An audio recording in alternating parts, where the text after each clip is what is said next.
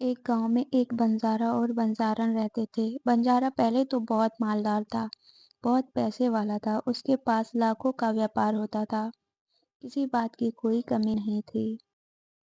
लेकिन कहते हैं राजा से रंग बनते देर नहीं लगती। बंजारे के व्यापार में काफी घाटा पड़ जाता है। करोड़ों की संपत्ति का मालिक बंजारा दूसरों का कर्जदार बन जाता है और बंजारा एकदम से कंगाल बन जाता है। दोस्तों, अचानक से जब बंजारे के ऊपर कंगाली आ गई तो बंजारा बड़ा दुखी रहने लगा।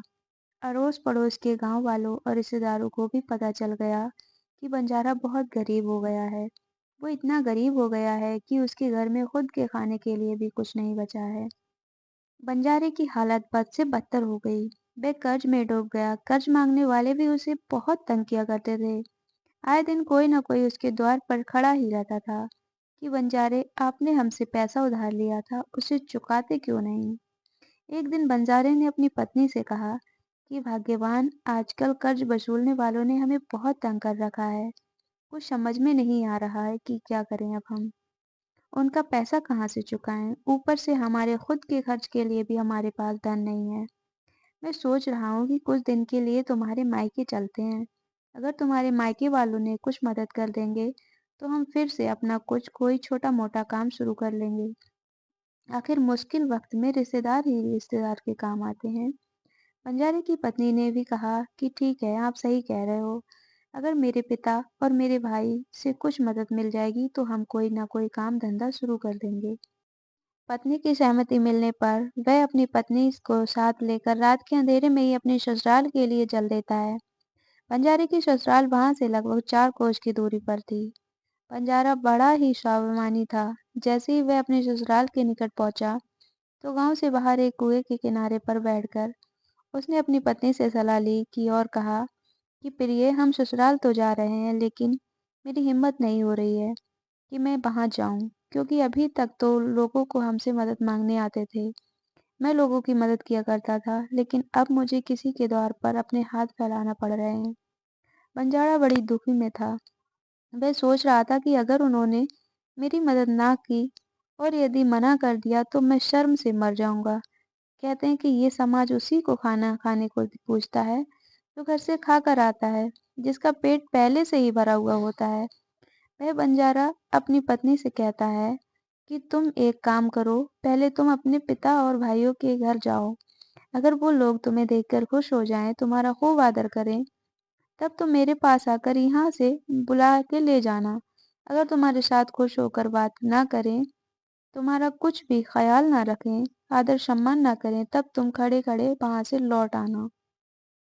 तब तक मैं इसी जगह पर बैठा रहूंगा। बंजारे ने अपनी पत्नी से ऐसा कहकर उसके मायके में भेज दिया और स्वयं उसी कुएं पर बैठकर उसके आने का इंतजार करने लगा।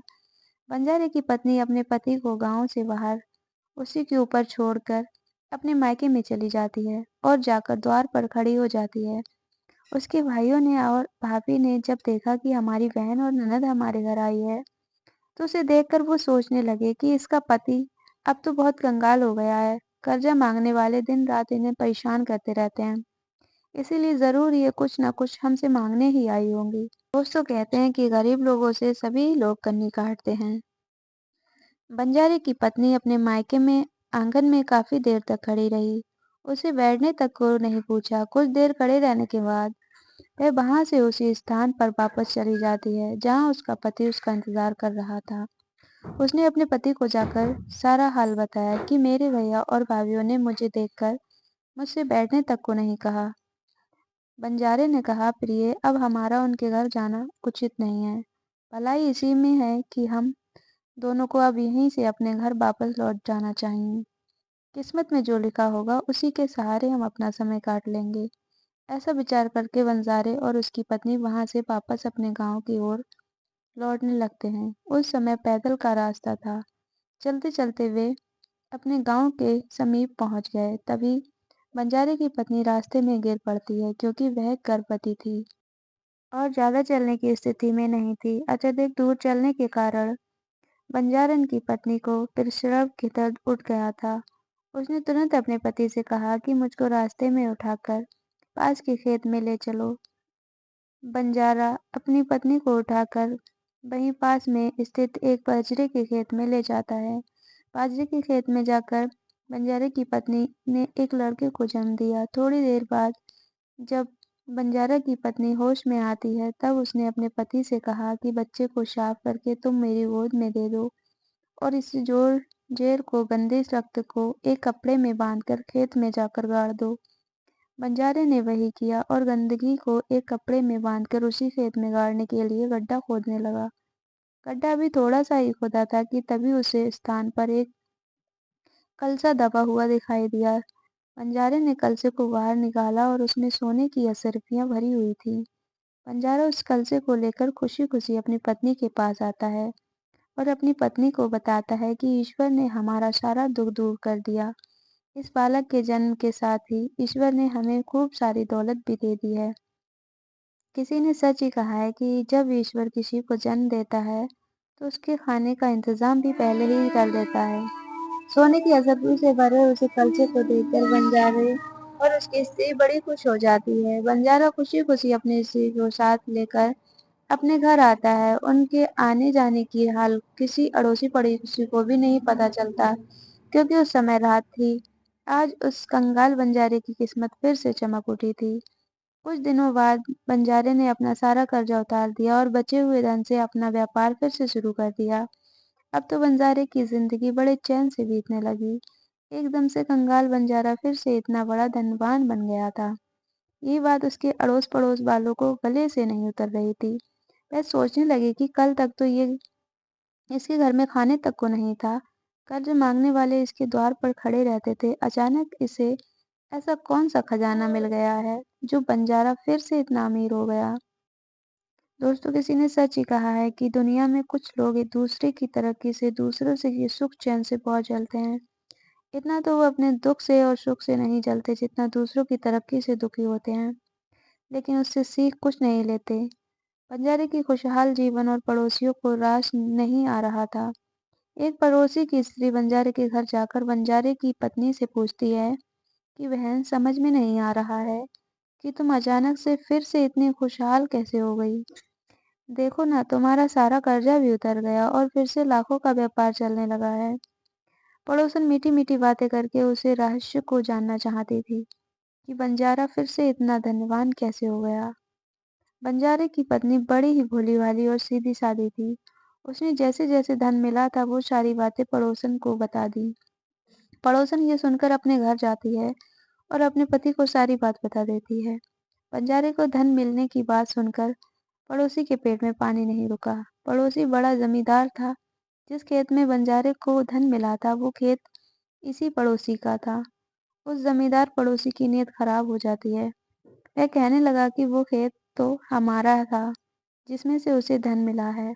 उस धन पर तो हमारा अधिकार होना चाहिए। मैं उस बंजारे से अपना धन वापस लेकर रहूंगा।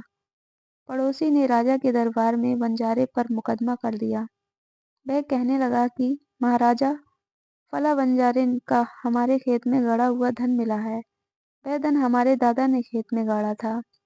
जब धन हमारे दादा का है तो फिर उस धन पर हमारा अधिकार होना चाहिए। बंजारे से वह सारा धन हमें वापस मिलना चाहिए।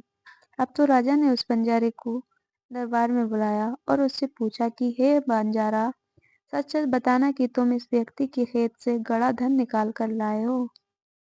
ये आदमी कह रहा है कि धन मेरे दादा का है। बंजारे ने कहा, जी हुजूर, मुझे इस खेत के में गड़ा हुआ धन मिला है। तब बंजारे ने अपनी पूरी कहानी राजा के सामने बयान की कि महाराजा, इसके खेत में मेरी पत्नी ने एक बेटे को जन्म दिया। उस दौरान मुझे बहुत सा गड़ा हुआ धन मिला गया। मित्रों, बंजारे की पूरी कहानी सुनकर राजा समझ गया कि धन का नाम सुनकर बंजारे के पड़ोसी की नीयत खराब हो चुकी है। काफी सोच विचार के बाद राजा इस नतीजे पर पहुंचा कि धन तो बंजारे को मिला है, इसलिए उस धन पर अधिकार तो बंजारे का ही होना चाहिए, क्योंकि अगर इसके दादा को इसे धन देना होता तो वे पहले ही दे जाते, उसे जमीन में गाड़ते नहीं। और अगर ये धन इसके भाग्य में होता तो इसको अब तक मिल चुका होता। जब इसके खेत में धन गड़ा था तो अब तक इसने क्यों नहीं निकाला। दोस्तों, राजा ने अपना हुक्म सुनाया कि ये जमींदार, इस बात में कोई दो राह नहीं है कि वो धन तुम्हारे दादा का है, परंतु अब तुम्हारे दादा इस बंजारे के घर में बच्चा बनकर पैदा हुए हैं। जब तक वो नहीं जन्मे थे तब तक बंजारे को धन भी नहीं मिला था।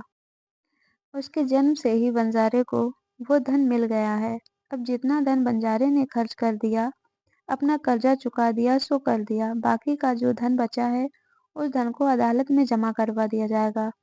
जब ये बच्चा बड़ा हो जाएगा तब ये सारा धन उसको दे दिया जाएगा, यानी कि तुम्हारे दादा का धन तुम्हारे दादा को ही सौंप दिया जाएगा। तुमने जो ये कहा था कि वो धन मेरे दादा का है, सो तुम्हारे दादा इस बंजारे के घर पुत्र बनकर पैदा हुए हैं और पैदा होते ही उन्होंने अपना धन जमीन से निकाल लिया।